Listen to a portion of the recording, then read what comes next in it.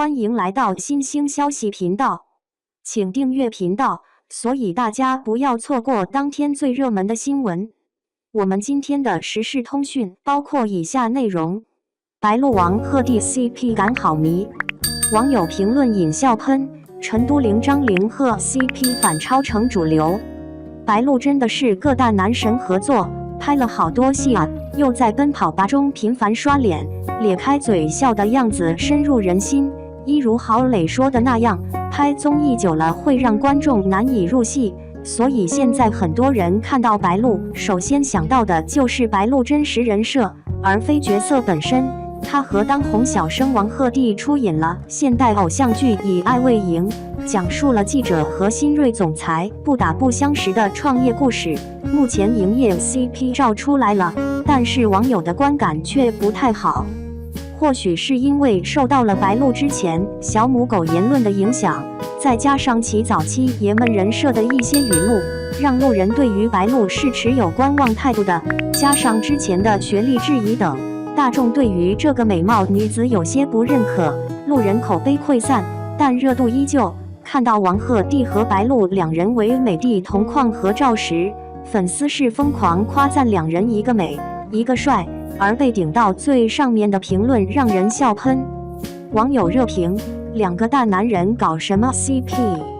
还有很多人觉得白鹿长相有点苦涩，看起来不够甜。一部分人觉得白鹿长得显老，不够好看。可以说很多人的评论其实是带有之前绯闻影响的，因为此前并没有这些屏幕。如今长月烬明热播中，女一二号之间的恩怨纠葛，女一人设和女二人设的颠倒，让这部剧成为了首个女一号不讨喜，女二号疯狂惹人怜惜。这导致女一号白鹿和女三号孙珍妮私底下互相联系，却独忘了女二号陈都灵。然后于正为自家艺人主持公道，结果却被杨幂等人的粉丝揭露疑似是于正在背后搞事情。所有夸赞陈都灵艳压女一号的文章，并非是陈都灵方宣发的。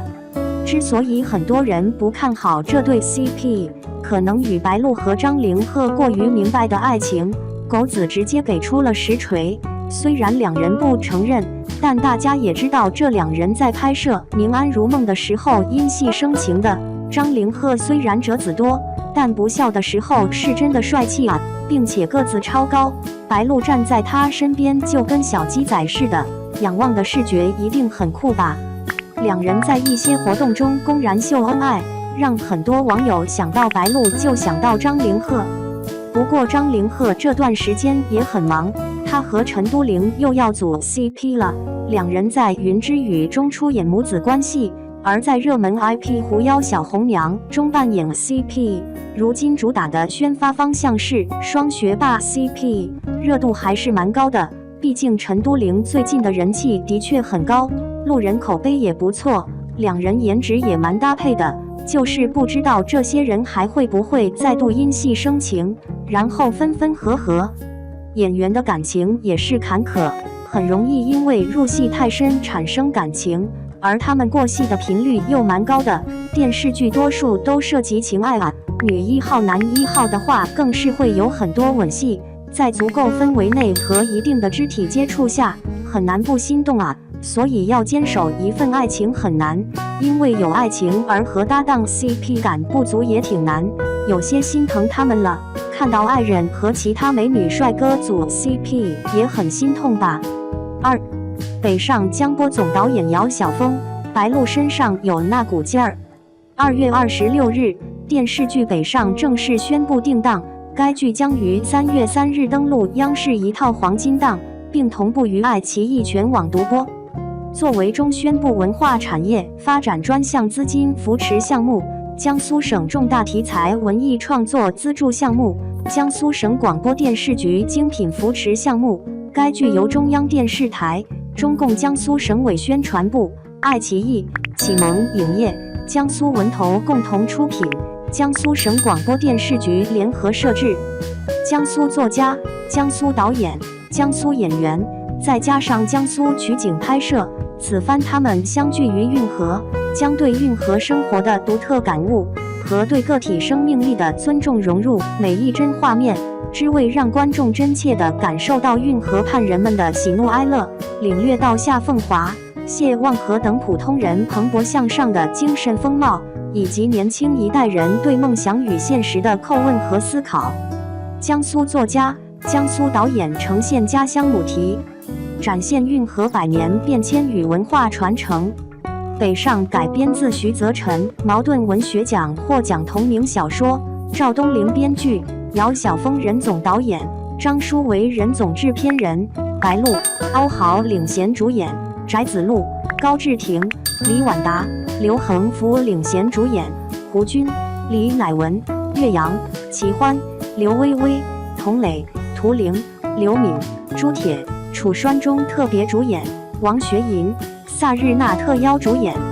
电视剧《北上》以运河沿岸一群少年从相知相伴到分离重聚的人生轨迹为脉络，以大运河文化及时代更迭为背景，描述了个人成长、时代奋斗和邻里人情的故事，旨在展现运河的百年历史变迁，以及3代人对运河文化的传承与弘扬。2018年，徐则臣小说《北上》出版。这部聚焦京杭大运河上百年经纬的小说迅速引发关注。同为江苏人的导演姚晓峰从业20多年，一直想拍点与家乡有关的故事。读到这本小说后，一个关于京杭大运河的创作构思在他的心中变得清晰起来。姚晓峰还看了徐则臣的《耶路撒冷北京西郊故事集》《如果大雪封门》等小说，一个以大运河为母题的文学宇宙出现在脑海里。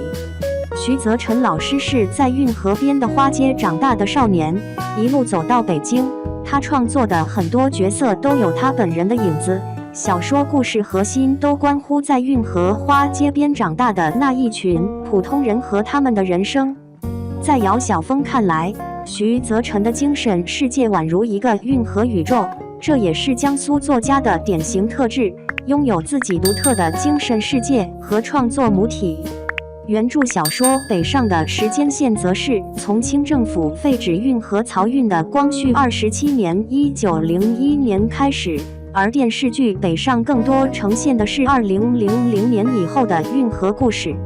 2019年北上捧回第10届茅盾文学奖后，剧组也面临压力，如何让这部作品的改编既尊重原著精神内核，同时适应影视创作规律。